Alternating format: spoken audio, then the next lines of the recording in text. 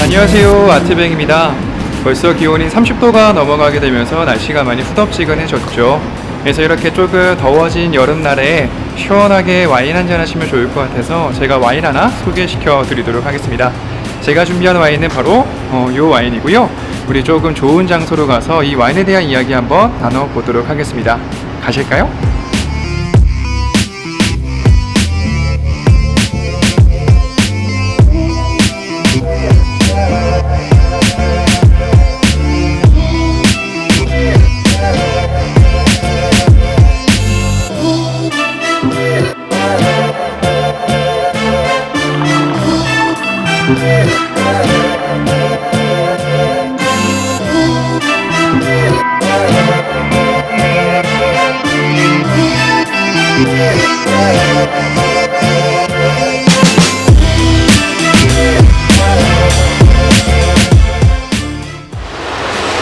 와인의 맛은 참으로 새콤달콤한 것 같습니다. 그리고 와인에 탄산이 있다 보니까 몸을 짜릿하게 만들게 되는 그 느낌까지도 참으로 좋은 것 같습니다. 그래서 이렇게 조금 후덥지근한 날 이제 시원하게 칠링해가지고 나오셔가지고 한잔 하시게 되면은 참 좋을 만한 와인인 것 같아요. 그래서 제가 오늘 준비한 와인은요, 바로 이 와인입니다. 독일 무질 지역의 젝트를 한 병 준비해왔는데요. 우선 젝트라는 것의 의미가 무엇이냐면, 여러분들 그 와인의 기포가 있는 발포성 와인들을 보통 샴페인이라고 이야기를 하죠. 근데 샴페인이라는 것은 프랑스 샴페인 지역에서 생산되는 발포성 와인들만을 샴페인이라고 칭할 수가 있고, 그 외에 있는 지역들은 그 말을 쓸 수가 없습니다. 그래서 스페인에서는 깨바라고 이야기를 하고요. 그리고 이탈리아에서는 스푸만테, 그리고 독일에서는 젝트라고 이야기를 하죠. 그래서 지금 제가 들고 있는 것은 독일 무질 지역의 발포성 와인 젝트이고요. 그리고 이 와인을 생산한 생산자는 SMW라는 와이너리입니다. 개인적으로는 참 좋아하는 와이너리이고, 그리고 와인이기도 해요. 특히나 이 와인을 생산하고 있는 생산자 슈미츠 씨의 그 와인에 대한 철학, 그 생각을 제가 상당히 좋아하고 존경하기 때문이죠. 그래서 이분에 대한 이야기는 제가 나중에 조금 들려드리도록 하겠습니다. 그래서 지금 준비한 와인의 이름은 디히터 트라움이라고 해요. 의미가 무엇이냐면은, 앞에 있는 디히터라는 것의 의미는 바로 시인 혹은 작가를 통칭하는 말이고요. 뒤에 있는 트라움이라는 것은 꿈이라는 뜻을 갖고 있습니다. 그래서 직역을 하게 되면 시인의 꿈이라는 뜻을 갖고 있는데, 여기서 말하는 시인이 누구냐면은 바로 독일을 대표하게 되는 대문호입니다. 바로 괴테입니다. 그래서 지금 와인 위에 흰색 띠를 보시게 되면은 괴테의 그 실루엣이 그려져 있는 것도 확인이 가능하실 겁니다. 우선 괴테의 와인 사랑은 정말로 대단했었죠. 그는 하루에 1리터에서 2리터 정도의 와인을 마셨다라고 이야기가 전해지고 있고요. 그리고 그가 있었던 유명한 말이 하나가 있습니다. 바로 맛없는 와인을 마시기에는 인생은 너무 짧다. 그리고 그의 유명한 와인이라고 하나가 있죠. 어떠한 사람이 괴테한테 물어봅니다. 선생님, 만약에 무인도를 가야 되는데 3가지만 들고 갈 수 있다고 한다면 무엇을 들고 가시겠습니까? 그때 괴테는 대답했었네요. 첫 번째는 시집, 두 번째는 아름다운 여인. 남자들은 다 똑같은 것 같습니다. 그렇죠? 그리고 세 번째로는 메마른 돼지를 적실 수 있는 좋은 와인을 넉넉하게 들고 가겠다라고 대답했었다고 합니다. 근데 또다시 질문합니다. 선생님, 그렇다면 그 3가지 중에서 한 가지를 버려야 된다고 한다면 무엇을 버리시겠습니까? 그때 괴테는 한치 망설임도 없이 시집을 꼽았었다고 합니다. 그리고 또다시 질문을 하죠. 그러면 그 나머지 2개 중에서 한 개를 더 버려야 된다고 한다면 무엇을 버리시겠습니까? 그때 괴테는 조금 고민을 합니다. 그리고는 이렇게 대답을 했었대요. 야, 그건 빈티지에 따라 다르지. 그의 와인에 대한 사랑은 대단했었던 것 같죠. 이야기를 보시다시피. 그래서 일명 괴테 와인이라고도 불리고 있는 와인이기도 하고요. 특히 지금 와인 라벨의 가운데를 보시게 되면 그림이 하나 있는 것을 보실 수가 있을 거예요. 이 그림이 괴테가 그린 작품입니다. 이 그림에 대한 이야기를 한번 살펴보도록 하죠. 우선 세월을 쭉 거슬러 올라가서 우리는 1792년 프랑스로 가보도록 하겠습니다. 1789년도에 프랑스는 바스티유 감옥을 습격하게 되면서 혁명을 성공시키죠. 그리고는 그 혁명의 물결은 프랑스를 넘어서 주변의 인접들한테도 영향을 미치게 되는데, 그때 파리에서 공화국이 선포가 되었었을 때 주변에 있었던 국가들, 특히나 프로이센, 러시아, 영국, 그리고 오스트리아 등등이 크게 반발을 일으키게 됩니다. 그리고는 결국 그 갈등이 심화가 되게 되면서 프랑스 혁명 정부와 그 나머지 나라들이 전쟁을 벌이게 되는데, 그 전쟁이 1792년도에 벌어졌던 프랑스 혁명 전쟁이라고 하고요. 이 전쟁에 괴테가 참여를 했었다라고 합니다. 당시에 프랑스 혁명군들은요, 대부분 이제 자원 되었었던 무용군에 불과했었고, 그 반대에 있었던 특히 프로이센 군대들 같은 경우에는 유럽에서는 가장 훈련이 잘 되어 있었던 최강의 군대라고 불리고 있었습니다. 당연히 프랑스가 밀릴 것은 자명한 일이었었죠. 그래서 계속해서 밀리다가 이 전세 판세를 한 번에 뒤집게 되는 큰 사건이 벌어지게 되는데, 그게 1792년 9월 20일에 벌어졌던 발미라는 지역에 있었던 발미 전쟁이라고 합니다. 그래서 당시에는 무용군이 당시 최강의 군대를 불리셨다 보니까 정말 기적과 같은 사건이었거든요. 이 사건 현장에 있었던 괴테는 말을 했었다고 합니다. 마이크를 주문해 놓긴 했는데 아직 녹지 않아서 다음 영상은 조금 더 뾰족하게 목소리를 담아보도록 하겠습니다. 죄송합니다. 이해해 주시면 감사드립니다. 그래서 그 전쟁을 치렀었던 괴테는 현장에서 이렇게 이야기했었다고 하죠. 그 기적과 같은 사건을 보면은 지금 이 순간부터 새로운 세계의 역사가 쓰이게 될 것이고, 당신들은 지금 여기에 있었다는 것을 단단하게 과감없이 말할 수 있을 것이다. 그래서 이 전쟁을 치르고 난 다음에 그는 다시 독일의 바이마르로 돌아가게 됩니다. 그때 프랑스와 독일 그리고 룩셈부르크 국경쯤에 위치하고 있는 생겐이라는 도시를 지나쳐서 독일의 트리어로 가서 며칠 밤을 묵었었다 라는 기록이 지금도 쭉 전해지고 있거든요. 근데 그때 생겐이라는 도시를 지나쳐올 때 그곳의 풍경이 너무 아름다웠었던 것 같아요. 그 풍경을 보고 그림으로 그리게 되는데, 그 그림이 바로 요 라벨에 있는 이 그림이라고 보시면 될 것 같습니다. 지금 이 그림의 오리지널은요, 뒤셀부르크의 괴테 박물관에 현재 보관이 되어 있고, 박물관 측의 허가를 받아서 지금 쓰이고 있는 것이라고 합니다. 그림을 보시게 되면 아마 괴테는 조금 언덕 위에서의 모습을 그려놨던 것 같아요. 그렇죠? 그리고 그림의 왼쪽 하단부를 보시게 되면은 두 명의 꼬맹이가 헐레벌떡 뛰어 올라온 것 같습니다. 그리고 먼저 뛰어 올라온 친구가 뒤따라오고 있는 친구한테 손가락을 가리키면서 이야기를 하고 있죠. 야, 저기 좀 봐. 뭐가 있는 것 같아. 그 친구의 손가락을 따라 올라가게 되면은 그림 중앙에 나무가 하나 서 있고요. 그 나무 위로는 뭔가 너풀너풀 흩날리고 있는 것을 볼 수가 있을 겁니다. 저는 처음에 솔직히 이 글을 봤었을 때 이 뭐 그림에 괴테가 생선 대가리 그려놓은 거 아니야? 라고 생각했었거든요. 무식하게 짝이 없죠. 근데 그림을 자세히 보니까 프리지아 모자란 것을 알 수가 있었습니다. 이 빨간색 모자는 이제 프리지아 모자라고 해서 고대 로마의 노예들이 해방을 맞았을 때 썼던 모자로서 자유를 상징하는 것이거든요. 그래서 혁명군들이 자유를 상징하는 것으로서 이 프리지아 모자를 항상 쓰고 다녔었다고 합니다.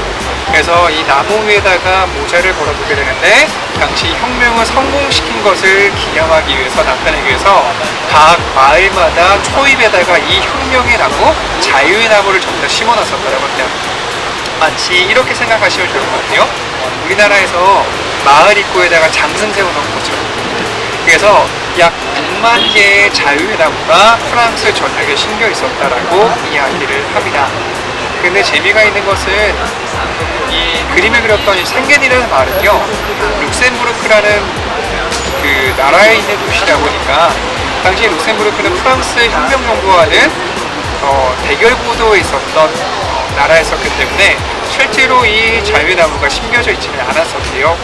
그래서 나중에 괴테가 스케치만 뜨고 그림을 그릴 때 자신의 염원이죠, 자유와 평화를 상징하게 되는 이 자유나무를 그가 일부러 그려 넣었다라고 전해지고 있습니다.